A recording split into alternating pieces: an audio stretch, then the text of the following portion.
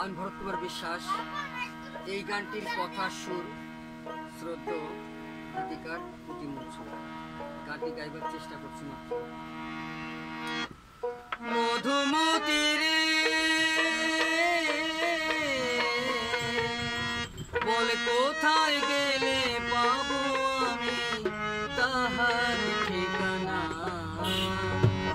রূপের জালে বন্দি হইলাম, রূপের জালে বন্দি হইলাম, মধুমতি